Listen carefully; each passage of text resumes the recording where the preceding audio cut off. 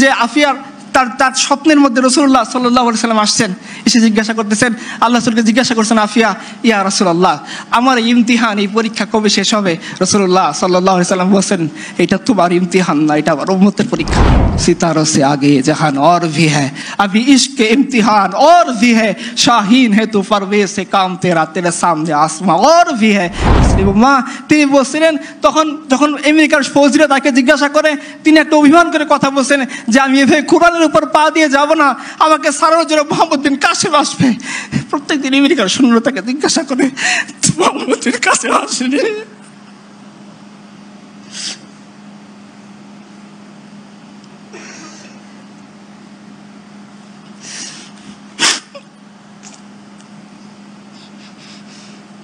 আসসালামু আলাইকুম ওয়া রাহমাতুল্লাহ।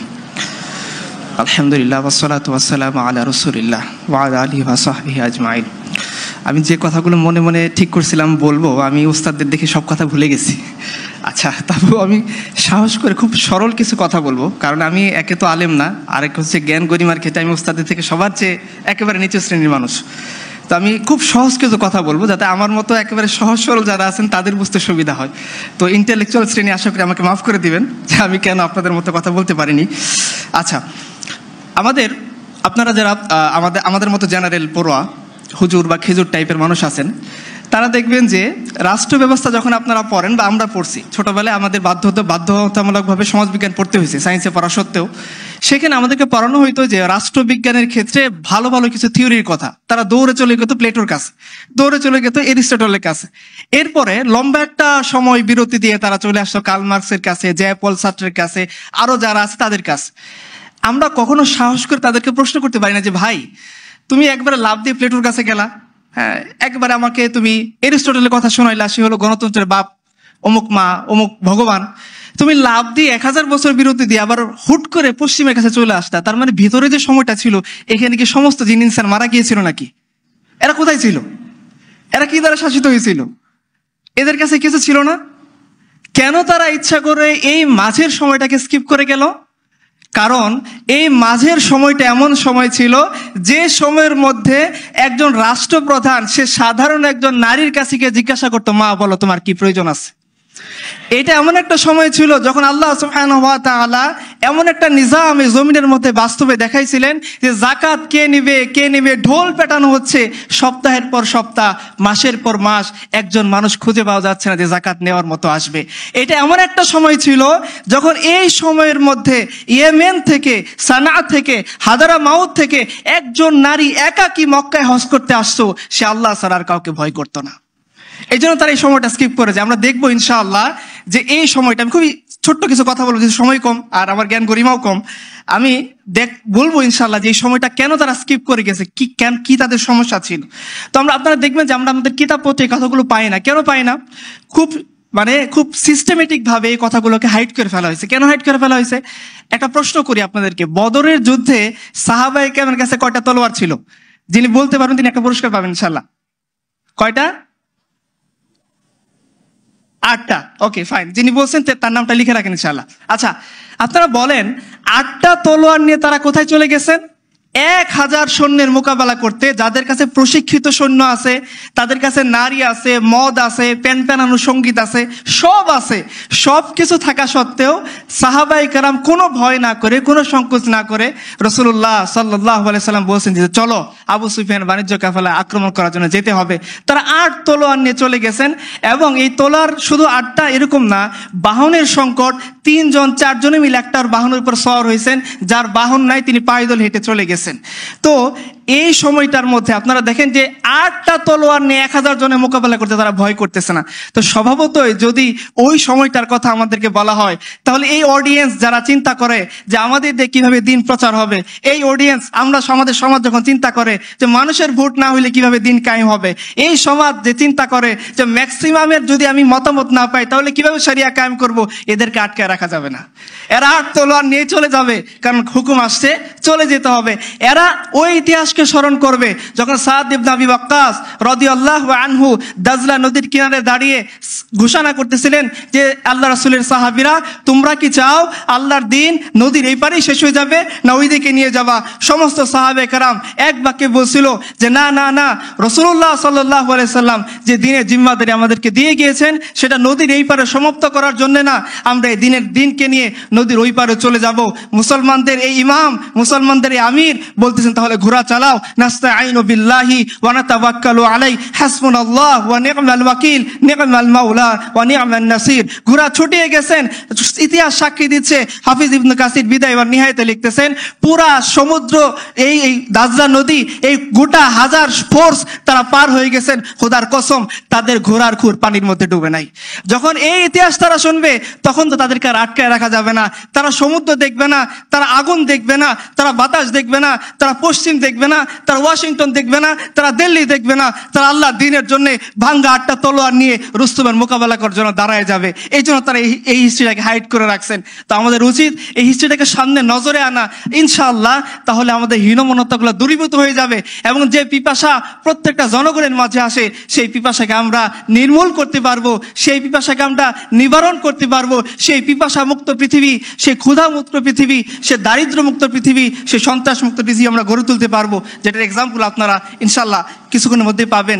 আপনারা জানেন যে ঢাকার দক্ষিণের মেয়র ছিলেন, তার নাম কি ছিল? রিসেন্টলি তিনি চলে গেলেন, কি নাম ছিল? আচ্ছা, উনি 51 মাস এই দক্ষিণ সিটির মেয়র ছিলেন। ওনার প্রথম আলো রিপোর্ট, প্রথম কালো বা প্রথম আলো যেটাই বলেন আপনাদের ইচ্ছা, আমি জাস্ট রেফারেন্সের জন্য বললাম যে দুনিয়ার সবচেয়ে অন্ধকার হচ্ছে এখানে প্রথম কালোর মধ্যে। তো তারা একটা রিপোর্ট দিচ্ছে যে 51 মাস ঢাকা দক্ষিণ সিটি মেয়র ছিলেন ড্যাশ, আমি তার নাম আনতে চাই না, কিন্তু এদের নাম আনাটা আসলে আমাদের জন্য মানায় না। আচ্ছা, তার একটা দুপুরবেলা তার খাবার আনার জন্য একটা গাড়ি ব্যবস্থা করা হয়েছিল সিটি কর্পোরেশন থেকে। আপনারা জানেন যে 51 মাসে তার শুধু খাবার আনতে গাড়ির কি পরিমাণ তেল খরচ হয়েছে? কত? 28,05,000 টাকা। কিসের জন্যে? শুধু খাবার আনার জন্য। এই বেটা দুপুরের খাবার খাবে, বাড়ি থেকে রান্না করে খাবার, একটা গাড়ি পার্মানেন্ট বরাদ্দ, সপ্তাহে 6 দিন তার জন্য তার বাসা থেকে খাবার এনে দেবে। এই খাবারের জন্য তার ব্যয় হয়েছে 51 মাসে 28,05,000 টাকা। এই অডিয়েন্সের কার 28,05,000 টাকা জমানো আছে? দাঁড়ান, আমার তার কাছে মুড়ি ধোবো। আছেন কেউ? নাই। শুধুমাত্র তার খাবার আনার জন্য কত ব্যয় হচ্ছে? 28,05,000 টাকা। চিন্তা করতে পারছেন তাহলে কি পরিমাণ টাকা তারা মার্কস? একটু পরে আপনি পাবেন ইনশাআল্লাহ। এখন আমরা চলে যাই, কেন তারা স্কিপ করে যায় আমাদের শরিয়াকে? চলেন আমরা বাবার বদর যুদ্ধে চলে যাই, আমাদের রসুলের জীবনীটা দেখি। রাসূলুল্লাহ সাল্লাল্লাহু আলাইহি সাল্লাম রওনা দিয়েছেন তার সাহাবীদেরকে নিয়ে, একটু জায়গায় থেমে গেছেন, বলতেছেন সাহাবীরা তোমরা আমাকে পরামর্শ দাও, আমি কি করতে পারি? আমরা তো মূলত আসছিলাম আবু সুফিয়ানের বাণিজ্য কাফেলা আক্রমণ করার জন্য, এখন তো মক্কা থেকে পেশাদার সৈন্য এসে গেছে এবং তারা যুদ্ধের এলান করে দিয়েছে, আমরা কি সামনে আগাবো না থেমে যাবো? তো আবু বকর, উমর, উসমান সবাই তো তাকড়া, তারা বলছেন ইয়া রাসূলুল্লাহ আমরা আপনার সাথে যুদ্ধ করবো, আপনি সামনে আগবাড়েন। রাসূলুল্লাহ সাল্লাল্লাহু আলাইহি সাল্লাম তারপরেও দাঁড়াই আছেন, বলতেছে সাহাবীরা তোমরা আমাকে পরামর্শ দাও। তখন আনসারী সাহাবীরা বুঝতে পারছেন যে আল্লাহ রাসূল সাল্লাল্লাহু আলাইহি সাল্লাম এই কথা আনসারীদেরকে ইন্ডিকেট করে বলতেছেন। আনসারীদের সর্দার দাঁড়াই গেছেন, বলছে ইয়া রাসূলুল্লাহ আপনি কি আমাদের মতামত জানতে চান? বলছে হ্যাঁ, তোমরা আমাকে পরামর্শ দাও। তো ওই সাহাবীরা বলতেছেন ইয়া রাসূলুল্লাহ আপনি আমাদেরকে এগিয়ে চলেন, যদি সামনে কোনো সমুদ্র থাকে আর আপনি যদি নির্দেশ দেন এই সমুদ্র ঝাঁপিয়ে পড়তে হবে, আমরা সবাই আমাদের ঘোড়সওয়ার নিয়ে সমুদ্রের মধ্যে ঝাঁপাই পড়বো। ইয়া রাসূলুল্লাহ আপনি আমাদেরকে নির্দেশ দেন, সামনে যদি কোনো অগ্নির কুণ্ড থাকে আপনি যদি নির্দেশ দেন এই অগ্নির কুণ্ড আমরা পার হয়ে যাব। আমরা মুসার কওমের মধ্যে বলবো না আপনি আর আপনার রব গিয়ে যুদ্ধ করেন, আমরা এখানে বসে আছি, বরঞ্চ আপনি আগায় যান আপনার রবের সাহায্য নিয়ে। ইনশাআল্লাহ আমরা হলাম যোদ্ধা জাতি, কালকে শত্রুর মোকাবেলায় আমরা এমনভাবে লড়াই করব যে আপনার চোখ জুড়ায় যাবে। তো রাসূলুল্লাহ সাল্লাল্লাহু আলাইহি সাল্লাম এদেরকে নিয়ে সামনে আগ বাড়লেন। বাহনের সংকট দেখা দিল, 3 জনের জন্য একটা বাহন, ঠিক একই বাহন ইমামুল মুরসালিন সাইয়্যিদুল আম্বিয়া খাতামুন নবিয়্যিন নবিয়িনা মুহাম্মদুর রাসূলুল্লাহ সাল্লাল্লাহু আলাইহি ওয়াসাল্লাম, উনিও সেই 3 জনের একজন যিনি বাহন শেয়ার করে চলতেছেন। আবু লুবাবা, আলী এবং আল্লাহ রাসূল সাল্লাল্লাহু আলাইহি ওয়াসাল্লাম 3 জন বাহন ভাগাভাগি করে চলতেছেন। কিছু দূর যায় একজন টানে, 2 জন বসে থাকে, আবার কিছু দূর যায় আরেকজন নামে, অপরজন ওঠে, 2 জন টানে, 2 জন বসে থাকে, একজন টানে। এইভাবে যখন টানতে টানতে রাসূলুল্লাহ সাল্লাল্লাহু আলাইহি সাল্লামের ওয়াক্ত আসলো, সময় আসলো, সাহাবায়ে কেরাম বলে আবু লুবাবা আলী রাদিয়াল্লাহু আনহুম, জি ইয়া রাসূলুল্লাহ এটা কিভাবে সম্ভব? আপনি ইমামুল আম্বিয়া, আমাদের নবী, আমরা জীবিত আছি, আপনি উঠে রশি টেনে নিয়ে যাবেন আর আমরা উটের উপরে বসে থাকবো, এটা হইতে পারে না, আমরা সহ্য করতে পারবো না। ইয়া রাসূলুল্লাহ আপনি উটের উপরে বসেন, আমরা তো আছি, আপনার জন্য আমার জীবন কুরবান, ফিদাকা আবি ওয়া উম্মি ইয়া রাসূলুল্লাহ, সেখানে আপনি উটের দড়ি টেনে নিয়ে যাবেন, আমরা দুই সাহাবী এই উটের উপরে বসে থাকবো, এটা তো হতে পারে না। রাসূলুল্লাহ সাল্লাল্লাহু আলাইহি সাল্লাম তখন জবাব দিয়ে বলতেছিলেন, পৃথিবীর মানুষ শুনে রাখেন, ইতিহাস শুনে রাখো, এই লোকের অত্যাচারী সম্পদ লুটেরারা তোমরা শুনে রাখো। রাসূলুল্লাহ সাল্লাল্লাহু আলাইহি ওয়াসাল্লাম তখন বলতেছিলেন, আরে আমার সাহাবীরা, তোমার সওয়াবের দরকার আছে, আমার বুঝি দরকার নেই, তোমরা কি শক্তিশালীর দিক থেকে আমার চেয়ে বেশি নাকি? তোমরা উটের উপরে ওঠো, আমি উট টেনে নিয়ে যাবো। রাসূলুল্লাহ সাল্লাল্লাহু আলাইহি ওয়াসাল্লাম বাহন শেয়ার করে চলেন, আর এরা শুধুমাত্র খাবার বাহনের জন্য জনগণের 28 লাখ টাকা নষ্ট করে। আপনি চলে যান উমরের কাছে, আমাদের পিতা রাসূলুল্লাহ সাল্লাল্লাহু আলাইহি ওয়াসাল্লাম হাতে করা খলিফা, তিনি যখন বাইতুল মাকদিস বিজয় হচ্ছেন, তিনি যখন যাচ্ছেন বাইতুল মাকদিসে ইহুদিদের সাথে চুক্তি করতে, কয়টা বাহন নিয়ে গেছেন? কয়টা গাড়ি নিয়ে গেছেন? কয়টা BMW ছিল? তার আগে পরে কতগুলো সৈন্য ছিল? কয়টা বডিগার্ড তার ছিল? তাকে রক্ষা করার জন্য, নাচার জন্য কয়টা নর্তকী ছিল? ছিল কেউ?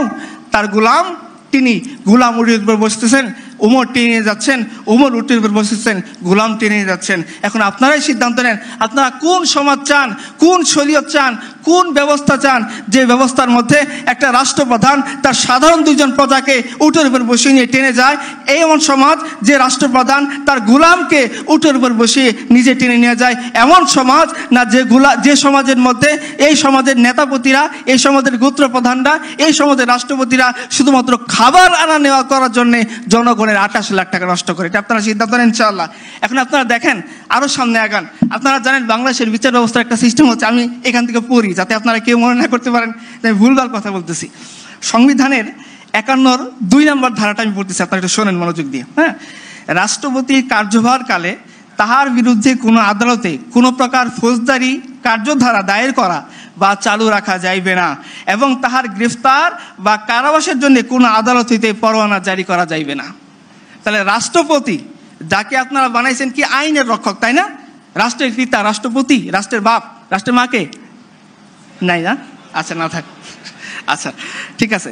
তো রাষ্ট্রপতি, তাকে বলতেছে, সংবিধান বলতেছে 51 2 নম্বর ধারা, যে রাষ্ট্রপতি তার দায়িত্ব পালন করার কালে, যতক্ষণ সে দায়িত্ব চেয়ারে আছে, তার বিরুদ্ধে আদালতে কোনো প্রকার মামলা দায়ের করা যাবে না, কোনো প্রকার গ্রেপ্তারি পরোয়ানা করা যাবে না, কোনো ধরনের বিচারি, ফৌজদারি বা দেওয়ানি, কোনো ধরনের বিচারে মুখোমুখি আপনি করতে পারবেন না। এটা আপনাদের জীবন ব্যবস্থা, আপনাদের সমাজের জীবন ব্যবস্থা। চলেন আমরা চলে যাই, ওই যে সময়টা স্কিপ করে গেল তখনকার জীবন ব্যবস্থা। আপনারা জানেন উমর রাদিয়াল্লাহু তাআলা আনহু এমন, মানে কি বলা যায়, জালালি সাহাবী ছিলেন। রাসূলুল্লাহ সাল্লাল্লাহু আলাইহি ওয়াসাল্লাম নিজে বলছেন যে, হে ওমর, তুমি যে রাস্তায় চলো শয়তান সে রাস্তায় যায় না, তোমাকে দেখলে সাইড কেটে চলে যায়। রাসূল সাল্লাল্লাহু আলাইহি ওয়াসাল্লাম নিজে বলছেন যে আমার পরে কেউ যদি নবী হইতো সে হতো ওমর। রাসূলুল্লাহ সাল্লাল্লাহু আলাইহি ওয়াসাল্লাম কতবার বলছেন, হাদিসের কিতাবে খুলে দেখেন, একদিকে আবু বকর, একদিকে ওমর, দুজনকে ধরে বলছেন, তোমরা হে আমার সাহাবীরা বলো তো আমাদেরকে কেমন দেখা যায়। মহিলা আসছেন, জিজ্ঞাসা করছেন, ইয়া রাসূলুল্লাহ, যদি আপনাকে না পাই কার কাছে যাব? রাসূলুল্লাহ সাল্লাল্লাহু আলাইহি ওয়াসাল্লাম বলছেন আবু বকরের কাছে। তিনি বলছেন যদি আবু বকরকে না পাই, বলছে উমরের কাছে। কতবার রাসূলুল্লাহ সাল্লাল্লাহু আলাইহি ওয়াসাল্লাম উমরের ইজ্জত সম্মানকে বাড়ানোর জন্য কত হাদিস বলছেন, মিরাজ থেকে এসে বলছেন যে তোমার সম্মানের জন্য জান্নাতে নির্ধারিত ঘরটাতে আমি যাইনি, পাশে তুমি কেমন মনে করো? উমর বলছেন, ইয়া রাসূলুল্লাহ, আমি কি আপনার সামনে আমার গায়রত দেখাবো? এত জবরদস্ত জালালি সাহাবী, তিনি মদিনার মসজিদে নববীতে খুতবা দিচ্ছেন। সাধারণ একজন বেদুইন বলছেন আপনার খুতবা শুনবো না। কেন শুনবো না? বলছে, হে আমিরুল মুমিনিন, একটা করে কাপড় দিছেন, আপনাদের গনিমতের মাল আসলো, রাষ্ট্র থেকে দেওয়া হয়েছে রেশন হিসেবে, প্রত্যেককে যে কাপড় দিছেন এই কাপড় দিয়ে কারো পরিপূর্ণ জামা হয় নাই। আমরা চেষ্টা করছি সবাই মিলে একটা পরিপূর্ণ জামা বানানোর, সেই জামা হয় নাই।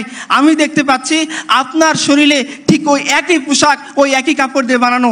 আমি আগে আপনার কথা শুনতে চাই, আপনাকে প্রশ্ন করতে চাই, জবাবদিহিতার মুখোমুখি করতে চাই, যে কাপড় দিয়ে আপনার প্রজাদের, জনগণের পরিপূর্ণ পোশাক হইল না, না, সেই কাপড় দিয়ে আপনি কিভাবে কামিজ বানাইছেন আমাকে জবাব দেন। তখন উমরের ছেলে আব্দুল্লাহ ইবনে ওমর রাদিয়াল্লাহু আনহু তিনি পাশে দাঁড়িয়েছিলেন, তিনি বলতেছেন যে আমি আমার পিতার পক্ষে তোমাদেরকে জবাব দিচ্ছি। শোনো সাহাবী, আল্লাহ রাসূলের সাহাবীরা, আমার পিতা দুর্নীতিবাজ নন, আমার পিতা আত্মসৎকারী নন, আমার পিতা এরকম নন যে জনগণকে তিনি 1 টাকা দিয়েছেন নিজে 2 কোটি টাকা খেয়ে ফেলছেন, ব্যাপারটা এরকম না। বলছে আমার পিতা তিনিও 1 টুকরা পোশাক পাইছেন, আমি আব্দুল্লাহ ইবনে ওমর শাহজাদা প্রিন্স আমি 1 টুকরা কাপড় পাইছি। বাড়িতে গিয়ে দেখি না আমার পোশাক হচ্ছে না বাবার পোশাক হচ্ছে, আমি আমার টুকরাটা আমার পিতাকে হাদিয়া দিয়েছি, আর এই টুকরা দিয়ে আমার পিতা পরিপূর্ণ কামিজ বানাইছেন। এই হচ্ছে তোমাদের ঘটনায় বিস্তারিত।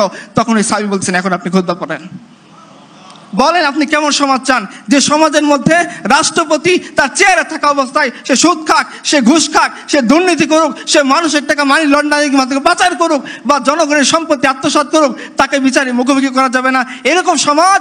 না যে সমাজের মধ্যে যে সাহাবীকে দেখলে শয়তান রাস্তা ছেড়ে দেয় তাকেও একজন সাধারণ বেদুইন প্রশ্নের মুখোমুখি করতে পারে, সেই সমাজ? এটা আপনারা চিন্তা করেন। আমর ইবনে আস রাদিয়াল্লাহু আনহু মিশর বিজেতা সাহাবী, মিশরের জাতির পিতা, তিনি একবার কি হয়েছে, আমরের ছেলে এক ঘোড়দৌড় প্রতিযোগিতা হয়েছে, তো একজন সামনে চলে গেছে, আমর ইবনে আসের ছেলে তাকে গুতাইয়ে ফেলে দিচ্ছেন। এই সাহাবী মদিনায় চলে গেছে, মদিনায় গিয়ে উমরের দরবারে নালিশ পেশ করতেছে যে আপনি এমন গভর্নর কেন বানাইছেন যে গভর্নর মানুষকে গোলামের মতো মনে করে। উমর তলব করছেন চিঠি দিয়ে, আমার চিঠি পাওয়া মাত্রই হে আমর ইবনে আস তুমি এবং তোমার ছেলে মদিনা সেন্ট্রাল গভর্নমেন্টের কাছে হাজির হবা। উমরের কাছে আসছেন, উমর বলতেছেন যে কি ব্যাপার, কি শুরু করছো? মানুষ তার সন্তানদেরকে, একজন মা তার সন্তানদেরকে স্বাধীন হিসেবে জন্ম দিছে, তোমরা কবে থেকে এদেরকে গোলাম বানানোর জন্য চেষ্টা করতেছো? কবে থেকে মানুষকে তোমরা গোলাম মনে করা শুরু করছো? নাও পিঠ পেতে দাও। ওই সাহাবীকে বলছেন যাও তুমি গিয়ে আমর ইবনে আসের ছেলের কাছ থেকে বদলা নাও। এই উমর রাদিয়াল্লাহু আনহু যখন তার ছেলে অপরাধ করছে এই মিশরে, তিনি অ্যালকোহল অ্যাডিকশনের দায়ে গ্রেপ্তার হয়েছেন। মিশরের গভর্নর আমর ইবনে আস রাদিয়াল্লাহু আনহু তিনি খলিফা আমিরুল মুমিনের ছেলে দেখে তিনি গভর্নরের প্রাসাদের ভিতরে এনে তিনি তার শাস্তি কার্যকর করছেন, শাস্তি দিয়েছেন গোপনে, অথচ ইসলামের নির্দেশ হচ্ছে প্রকাশ্য অপরাধের শাস্তি প্রকাশ্য হবে। আর উমরের ছেলে তিনি প্রকাশ্যে অ্যালকোহল পান করেছিলেন, যার কারণে ইসলামের নির্দেশ শাস্তি ছিল এই শাস্তি তাকে প্রাসাদের বাইরে সবার সামনে দিতে হবে। এই শাস্তি তিনি দিয়েছেন কোথায় এনে? গভর্নরের প্রাসাদের মধ্যে এনে। উমরের কানে খবর গেছে, উমর বলছেন হে আমর ইবনে আস তোমার কাজটা ভুল হয়েছে, আমার চিঠি পাওয়া মাত্রই আমার ছেলেকে চটের বস্তার মতো কাপড় পরাবা, একটা উটের উপরে বসায় দ্রুত মদিনার মসজিদ নববীর কাছে পাঠাই দিবা। আমি উমর জীবিত থাকা অবস্থায় এইটা হইতে পারবে না যে আমার ছেলে দেখে তুমি শরিয়া নির্ধারিত শাস্তি পরিপূর্ণ দিছো, ঠিক আছে, কিন্তু মানুষের সামনে দাও নাই, অথচ এই শাস্তি সে মানুষের সামনে পাওয়ার যোগ্য, তাড়াতাড়ি মদিনা সেন্ট্রাল গভর্নমেন্টের কাছে পাঠাও, আমি উমর নিজ হাতে আমার ছেলের শাস্তি প্রকাশ্যে কার্যকর করব। এখন আপনারা সিদ্ধান্ত নেন কোন সমাজ আপনারা চাইবেন, কোন জীবন ব্যবস্থা আপনারা চাই দিবেন। যে জীবন ব্যবস্থায় রাষ্ট্রপতিকে প্রশ্ন করা যায় না, যে জীবন ব্যবস্থায় রাষ্ট্রপতিকে আইনের আওতায় আনা যায় না, যে জীবন ব্যবস্থায় রাষ্ট্রপতি চেয়ারে গতিতে থাকা অবস্থায় তার বিরুদ্ধে মামলা দায়ের করা যায় না, এরকম সমাজ? না ওই সমাজ যে সমাজের মধ্যে আমিরুল মুমিনের সামনে প্রশ্ন করা যায়, ওই সমাজ যে সমাজের মধ্যে আমিরুল মুমিনের ছেলেকে মামলার কাঠগড়ায় দাঁড় করানো যায়, ওই সমাজ যে সমাজের মধ্যে গভর্নরকে এনে তার সামনে বিচারে মুখোমুখি করা যায়, এই সমাজ কিনা? যখন ওই লোকটা ওই আমর ইবনে আসের ছেলেকে পিটাচ্ছিল, পিটাইতে পিটাইতে আমর ইবনে আসের ছেলে অজ্ঞান হয়ে গেছে, খলিফাতুল মুসলিমিন আমিরুল মুমিনিন ওমর ইবনুল খাত্তাব রাদিয়াল্লাহু আনহু নিজের পিঠ পেতে দিয়ে বলতেছেন তুমি এখন আমাকে পিটে তোমার প্রতিশোধ নাও। সিদ্ধান্ত নেন কোন সমাজ আপনারা চান। আমাদের কিছু বলার নেই। বাংলা সালতানাত থেকে আমি ছোট্ট একটা ঘটনা বলি যেটা স্ক্রিপ্ট করে চলে গেছেন আপনারা, সম্ভবত সুলতান গিয়াসউদ্দিন আজম শাহ রহমতুল্লাহি আলাই ওনার নাম শুনে থাকবেন। উনি একবার শিকারে গেছেন, শিকারে গিয়ে এক বিধবা নারীর তিনি সন্তানকে তীর নিক্ষেপ করে হত্যা, বিধবা নারীর নাতিকে তীর নিক্ষেপ করে হত্যা করে ফেলেছেন। ডক্টর আব্দুর রহিমের বইতে লেখা আছে, প্রথম খণ্ডের মধ্যে আপনারা পেয়ে যাবেন। তো ওই বৃদ্ধা তার তীর আর কেউ নাই, এই নাতি ছিল তার একমাত্র অবলম্বন, তিনি গিয়ে কাজীর কোর্টে মামলা দায়ের করছেন। সুলতান গিয়াসউদ্দিন আজম শাহ রহমতুল্লাহি আলাই কাজীর কোর্টে হাজিরা দিয়েছেন, দাঁড়িয়ে আছেন। কাজী বলতেছেন হে সুলতান, আপনি সুলতান হয়েছেন ঠিক আছে, আপনি স্বীকার করবেন ঠিক আছে, কিন্তু আপনি স্বীকার করতে গিয়ে কেন এই বিধবা নারীর নাতিকে আপনি হত্যা করছেন? সুলতান গিয়াসউদ্দিন আজম শাহ রহমতুল্লাহি আলাই চোখ চোখ চোখ বড় করে তাকান নাই, এ কথা বলেন নাই আমি রাষ্ট্রপ্রধান, আমি কুরসিতে আসীন আছি, তুমি কে হে যে আমার ব্যাপারে প্রশ্ন করবা। তিনি কোনো কথা বলেন নাই। তিনি তখন বৃদ্ধার দিকে তাকাই বলছেন, বৃদ্ধা হে বুড়িয়া, ইসলাম তোমাকে 3টা অপশন দিছে, তুমি হত্যার বদলে হত্যা চাও, তুমি হত্যার বদলে অর্থ চাও, অথবা হত্যার বদলে মাফ করে দাও। আমি সুলতান গিয়াসউদ্দিন আজম শাহ তোমার সামনে আত্মসমর্পণ করতেছি, তুমি চাইলে এই 3টার যে কোনো একটা পদক্ষেপ নিতে পারো। ওই বৃদ্ধা মহিলা খুশি হয়ে যদি বলছেন এটাই যদি ইসলাম হয়, এটাই যদি আপনার বিচার হয়, তবে আমি আপনাকে অন্তর থেকে মাফ করে দিলাম। এখন আপনারা সিদ্ধান্ত নেন আপনারা কোন সমাজ, কোন অবস্থা চান। আপনাদের সমাজের আরও একটা অবস্থা আমি বলি, গত 15 বছরে শুধুমাত্র সড়ক এবং জনপথ অধিদপ্তরের দুর্নীতি পরিমাণ ছিল 50,835 কোটি টাকা। প্রথম কালোর রিপোর্ট। 2015 সালে বাংলাদেশ থেকে পাচার হয়েছে 50,000 কোটি টাকা। আপনারা জানেন যে আমাদের এই বিগত ফ্যাসিস্ট সরকার আমাদের কাঁধে 18,36,000 কোটি টাকা ঋণ রেখে গেছে। আমাদের এখন মাথাপিছু ঋণের পরিমাণ কত? 1.5 লাখ টাকা। আপনারা মাসে কয় টাকা ইনকাম করেন? কয় টাকা? দেখেন একটা মজার জিনিস খেয়াল করেন, পুঁজিবাদ আমাদেরকে শেখাইছে কি যে মাথাপিছু আয়। সালমান এফ রহমানের মাথাপিছু আয় কত? 3,06,134 টাকা, তাই না? সালমান এফ রহমানের মাথাপিছু আয় 3,06,000 টাকা। আমার মতো ফকির, আমার মাথাপিছু আয় কত? পকেটে আমার 30 টাকা নয়। তাহলে আপনাকে বুদ্ধি দিয়েছে, দেখো বাবা, আমরা 50,000 কোটি টাকা দেশ থেকে পাচার করে দিব, আমরা একটা ব্যাংক থেকে 3,000 কোটি টাকা তুলে গায়েব করে ফেলবো, কিন্তু মনে রাখো তোমারও যাই আমারও দুজনের আয় সমান। খান আপনার এরকম লাড্ডু খান, বুঝেন না, বিয়ের মতো দিল্লি কা লাড্ডু, जो খায়গা অভি পস্তায়েগা, जो नहीं খায়গা অভি পস্তায়েগা। আচ্ছা আচ্ছা ঠিক আছে। তো দেখেন আরও দেখেন আমাদের সমাজের অবস্থা। আমার সময় নেই, আমি খুব সংক্ষেপে কিছু কথা বলতেছি। ঠাকুরগাঁয়ের একটা ঘটনা আপনাদেরকে বলি। ঠাকুরগাঁয়ের এক মা, তার নাম হচ্ছে শিল্পী বেগম। এই মা তার নিজের বাড়ি ভাড়া এবং মুদির দেনা মেটাতে না পারে তার সন্তানকে 30,000 টাকায় বিক্রি করে দিচ্ছে। আরও দেখেন হাফিজুল ইসলাম, এক অথর্ব বাবা, যে শুধুমাত্র এই জন্যে তার সন্তানকে 6,000 টাকার বিনিময়ে বিক্রি করে দিছে, কারণ সন্তান এবং সন্তান নিয়ে তার মা যখন গার্মেন্টসে যায় তাকে অ্যাকসেপ্ট করে না। সন্তান সহ গার্মেন্টসের চাকরি সে ঠিকভাবে করতে পারে না, এই জন্য সে আর তার স্বামী মিলে মাত্র 6,000 টাকায় সন্তান বিক্রি হচ্ছে। কিসের জন্যে? নিজের দারিদ্রতা নির্মূল করার জন্য। বানিয়াচং উপজেলার একটা কাহিনী শোনেন। রহিমউদ্দিনের স্ত্রী আকলিমা বেগম, তিনি মাত্র 6,000 টাকার বিনিময়ে নবজাতক বিক্রি করে দিয়েছে। কেন বিক্রি করেছে জানেন? এই তার গরিব স্বামী তাকে নিয়ে বানিয়াচং হাসপাতালে ভর্তি করাইছে। যে পরিমাণ টাকা আসছে এই গরিব মানুষের পক্ষে দেওয়া সম্ভব হয় নাই। তাকেও বলছে যে না, আমি তোমার বউকে রিলিজ দেবো না, টাকা আনো। এই গরিব মানুষ যাবে কোথায়? হয়তো সে যায় আমাদের ইসলামিক খিলাফত হলে ওমরের কাছে যায় বলতে পারতো, হে ওমর, তুমি বসে আছো তখ্তের মধ্যে, আমি বসে আছি হসপিটালে, আমার টাকা দাও, আমি গিয়ে আমার ওয়াইফকে ছাড়িয়ে আনবো। তার তো এরকম সৌভাগ্য হয় নাই, কারণ সে জানে সে যদি রাষ্ট্রপতির সিরিয়াল দেয় কখনো রাষ্ট্রপতির দেখার তালিকায় তার নাম আসবে না। সে জানে সে যদি প্রধানমন্ত্রী সিরিয়াল দিতে যায় আজীবন পড়ে যাবে, তার ওয়াইফের দেহ মরে হাড্ডিসার হয়ে যাবে, কোনোদিন প্রধানমন্ত্রী মিট করার তালিকায় তার নাম আসবে না। সে জানে সে যদি ডিসির কাছেও দেখা করতে যায় তার স্ত্রী ওইখানে কাতরাতে কাতরাতে মরে যাবে, কিন্তু তাকে দেখার জন্য কোনো ডিসি, কোনো এসপি, কোনো মেম্বার তার ওইখানে যাবে না। সে বাধ্য হয়ে তার ওয়াইফকে ছাড়িয়ে আনার জন্য হাসপাতাল থেকে নিজের নবজাতককে 6,000 টাকায় বিক্রি করছে। এই আপনাদের সমাজ। আমি আপনাদেরকে আরেকটা সমাজের কথা শোনাই, যে সমাজের মধ্যে যে একবার উমর রাদিয়াল্লাহু আনহু রাতের অন্ধকারে, তার একটা স্বভাব ছিল, তিনি রাতের অন্ধকারে মানুষের কার কি প্রয়োজন এটা দেখার জন্য তিনি হেঁটে হেঁটে যাইতেন, মানুষের খোঁজখবর নিতেন। একবার তিনি গেছেন, গিয়ে দেখেন সমানে ধোঁয়া উঠতেছে। তো তিনি দাঁড়ায় দেখতেছেন, একটু পরে আবার ধোঁয়া উঠতেছে। লকডাউন সময় ধরে তিনি পর্যবেক্ষণ করলেন, আবার ধোঁয়া উঠতেছে। তো তিনি আস্তে আস্তে আস্তে আস্তে কাছে গেলেন, গিয়ে বললেন, দেখলেন যে একটা মহিলা, তার সন্তানটা পাশে বসা, সে ডেচকির ভিতরে কি যেন জাল দিচ্ছে আর ধোঁয়া উঠতেছে। তো বলছে, মা আপনি কোত্থেকে আসছেন, কি করতে আসছেন? বলছে, দেখো খলিফা উমরের সাথে দেখা করতে আসছিলাম, এখন তো রাত হয়ে গেছে, তাবু খাটে সে কখন থেকে অপেক্ষা করতেছি, এই সন্তানটাকে চেষ্টা করতেছি একটু ঘুম পাড়াবো, কিন্তু আমার বুকে দুধ নাই, এই বাচ্চাটা ক্ষুধার যন্ত্রণায় কষ্ট পাচ্ছে।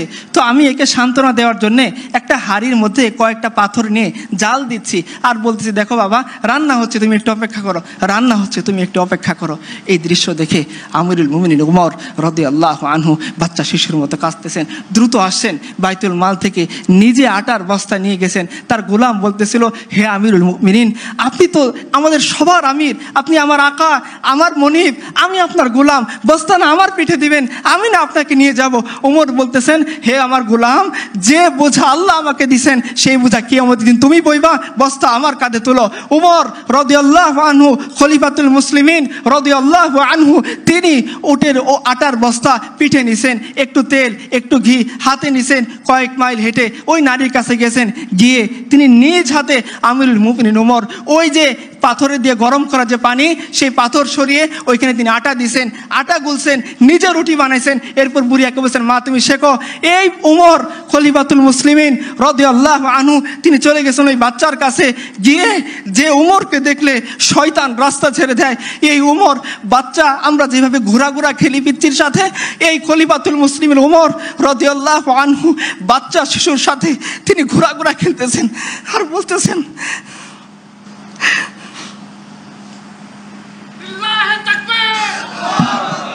উমর বলতেছেন যে এতক্ষণ তুমি এই বাচ্চাকে কাঁদাইছো, এখন হাসাইতে হবে।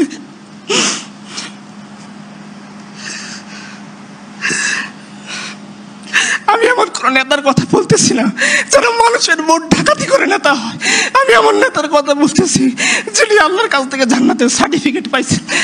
উনি বলতেছেন যে ওমর, যতটুকু তুমি বাচ্চাকে খাওয়াইছো এখন তোমাকে হাসাইতে হবে।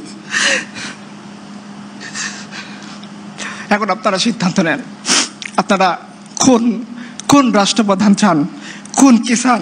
ওমরের এই যে সময় কাটতেছে এটাই শেষ না, এটাই শেষ না। ওমরের জিন্দিগি পরে দেখেন, এক বেদুবা আসছে, একজন প্রেগনেন্ট মহিলাকে নিয়ে এক বেদুইন আসছে, সে ওমরের কাছে কিছু চায়।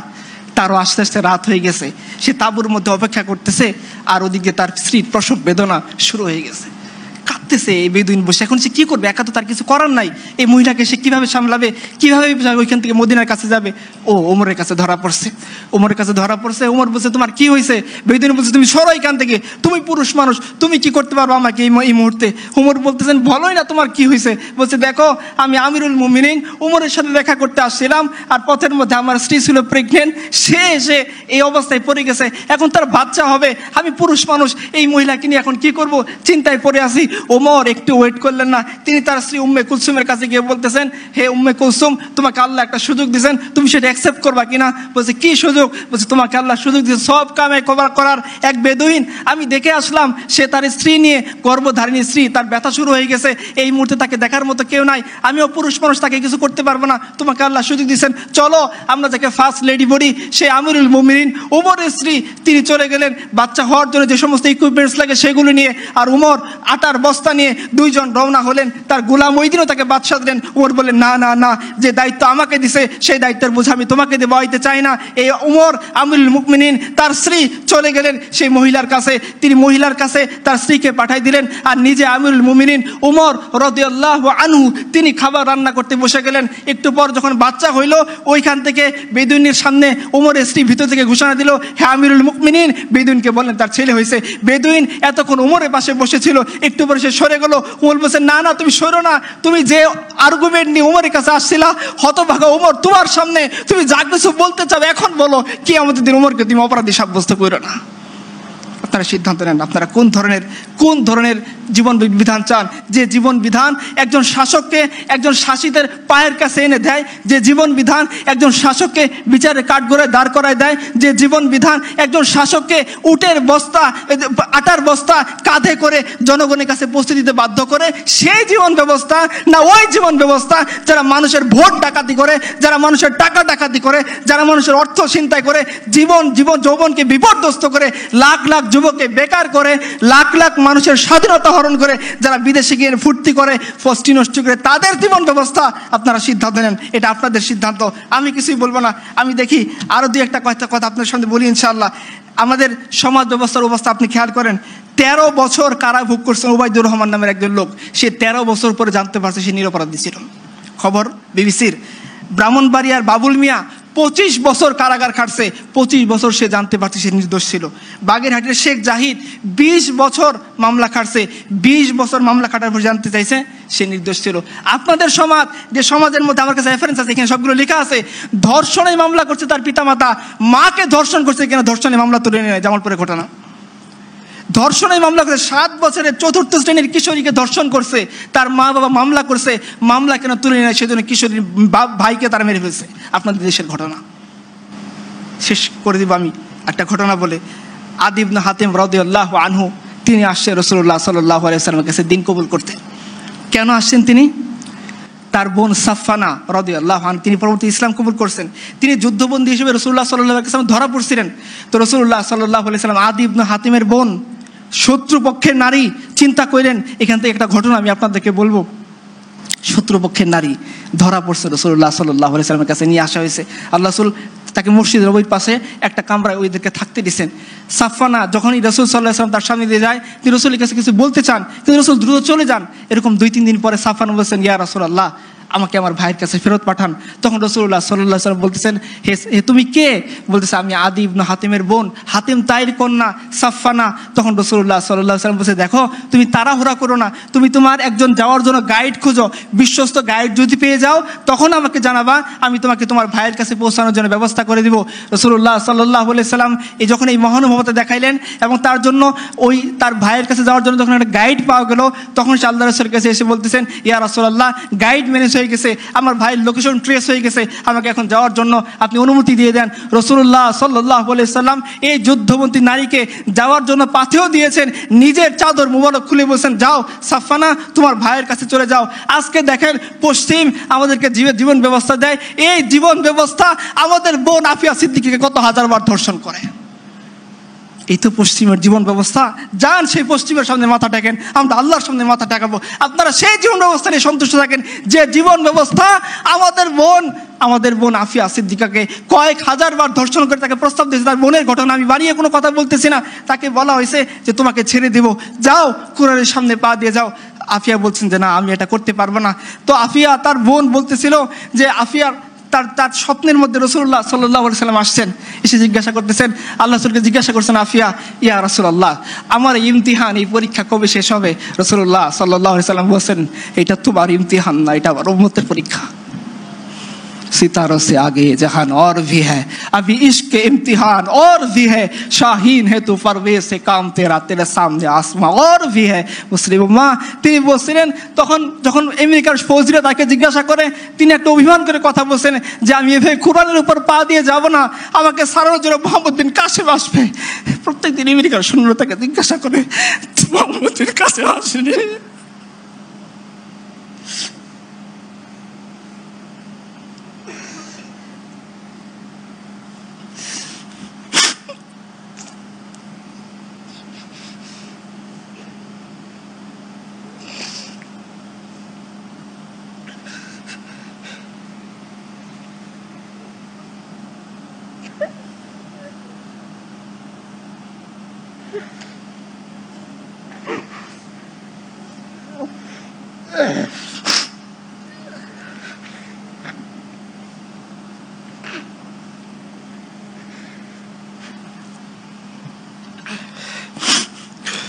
রাসূলুল্লাহ সাল্লাল্লাহু আলাইহি ওয়াসাল্লাম সাফফানাকে ফিরিয়ে দিয়েছেন।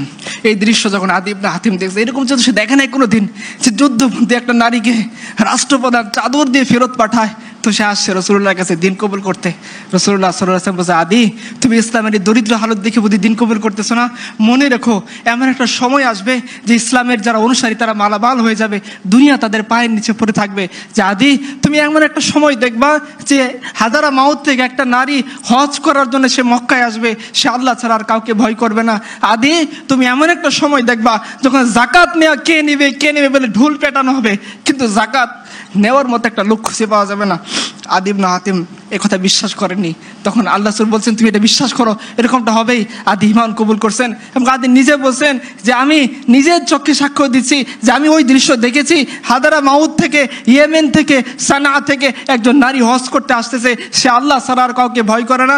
আপনি আপনার সমাজের কথা চিন্তা করে দেখেন, প্রিয় ভাই যারা আছেন, তারা কি রাত 12টার সময় আপনার কোনো বোন, আপনার কোনো পরিবারকে এই সমাজে একাকী ছাড়তে আপনি স্বাচ্ছন্দ্য ফিল করবেন? আপনার মন সবসময় তরাপতে থাকবে, কখন না জানি কি হয়ে যায়, কখন না যে কোন দিক থেকে আমার বোনকে কেউ রেপ করে ফেলে। কিন্তু এই আদি ইবনে হাতিম সাক্ষ্য দিচ্ছে যে হ্যাঁ, আমি এমন একটা জীবন ব্যবস্থা দেখেছি যে জীবনের মধ্যে একটা নারী সে ইয়েমেন থেকে একাকী আসছে, সে আল্লাহ ছাড়া কাউকে ভয় করে নাই। আদি ইবনে হাতিম বলছেন আমি সেই দৃশ্য দেখছি যখন কিসরা এবং কায়সারের ধন সম্পদ মদিনার রাস্তায় পড়ে থাকছে, কিসরা এবং কায়সারের রাজ মুকুট মানুষ পা দিয়ে লাথি দিছে, কিন্তু সেটাকে কি অ্যাকসেপ্ট করার জন্য প্রস্তুত থাকে নাই। আদি বলছেন 3 নম্বর যে ঘটনা আমি আশা করি সেটা দেখবো। আদি ইবনে হাতিম সেটা দেখে যেতে পারেন নাই, কিন্তু আমরা জানি ইতিহাস সাক্ষ্য দেয় ওমর রাদিয়াল্লাহু আনহুর জামানায় যখন ইয়েমেনের গভর্নর করে পাঠানো হলো আমাদের মুয়াজ ইবনে জাবালকে রাদিয়াল্লাহু আনহু, মুয়াজ ইবনে জাবাল কিছুদিন পরে, কয়েক মাস পরে তিনি মদিনার জাকাত সেন্ট্রাল গভর্নমেন্টের কাছে পাঠাইছেন। আপনারা জানেন জাকাতের একটা বিধান হলো জাকাত যে অঞ্চলে কালেক্ট করা হয় ওই অঞ্চলে বিতরণ করতে হয়। তো ওমর পত্র লিখছেন যে হে মুয়াজ, তুমি কেন জাকাতের টাকা ইয়েমেন থেকে সেন্ট্রাল গভর্নমেন্টের কাছে পাঠাইছো?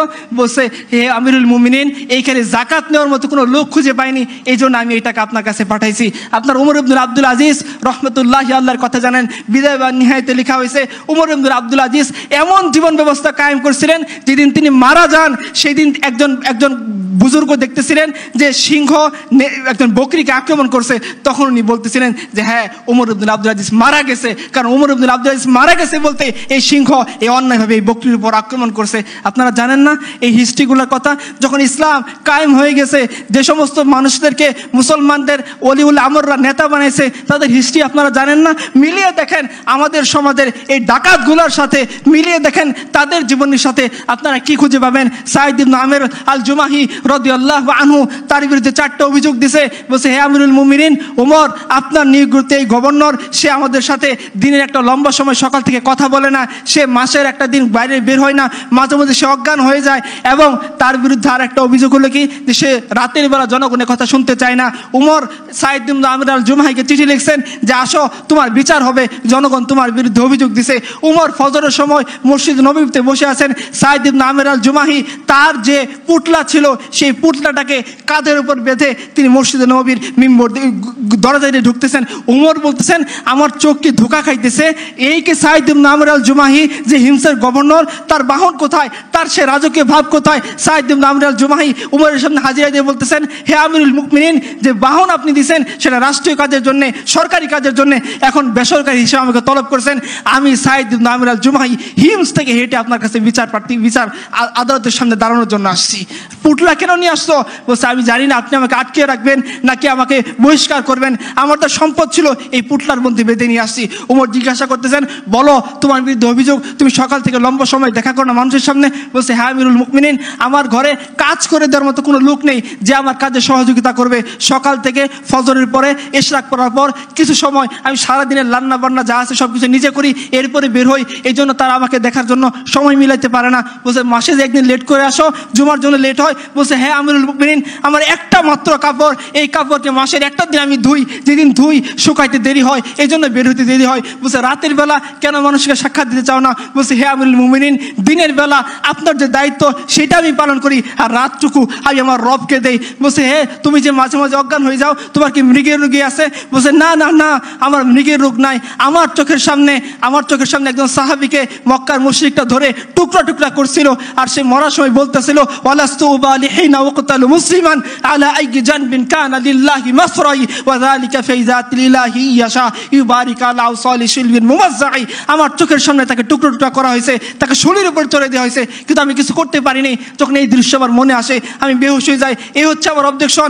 দেখেন আপনারা এই ধরনের রাষ্ট্রপ্রধান চান না ওই ধরনের রাষ্ট্রপ্রধান চান যারা মানুষের উপর জুলুম করে, মানুষের উপর অত্যাচার করে, মানুষের সম্পদ লুণ্ঠন করে, মানুষের জনজীবনকে বিপর্যস্ত করে, নাকি ওরা যারা নিজেদের হাতে সংবিধান প্রণয়ন করে বলে দেয় যে তাদেরকে কখনোই বিচারের কাঠগড়ায় আনা যাবে না? আমি শেষ করে দিচ্ছি আরেকটা পয়েন্ট বলে যে এই সমাজ বিচারককে অপরাধীকে আনার জন্য তাকে সমন জারি করতে হয়, তার মাথার মূল্য নির্ধারণ করতে হয়। আর আমরা যে সমাজের কথা বলতেছি সেই সমাজের মধ্যে সমন জারি করতে হয় না, মাথার মূল্য নির্ধারণ করতে হয় না। আপনি গামেদ গুটের মহিলার কথা জানেন, নিশ্চিত মৃত্যুদণ্ড, কারণ সে বিবাহিত অবস্থায় জেনা করছে। সে রাসূলুল্লাহ সাল্লাল্লাহু আলাইহি ওয়াসাল্লামের কাছে আসে, বলছে ইয়া রাসূলুল্লাহ আমাকে পবিত্র করেন। রাসূল তাকে ফিরাই দিছে, দিয়েছেন, আবার বলছেন আমাকে পবিত্র করেন, আবার ফিরাই দিয়েছেন, আবার বলছেন পবিত্র করেন। সে যখন পরপর 3 বার নিজের অপরাধের সাক্ষ্য দিছে, রসুল বলছেন ঠিক আছে, তোমার পেটে তো বাচ্চা চলে আসছে, তুমি চলে যাও, বাচ্চা যখন প্রসব হবে তখন আমার কাছে আসবা। এই মহিলা চলে গেছেন। বাচ্চা প্রসব হওয়ার সাথে সাথে, প্রসব করার পরে মায়ের পেটে কেমন ব্যথা থাকে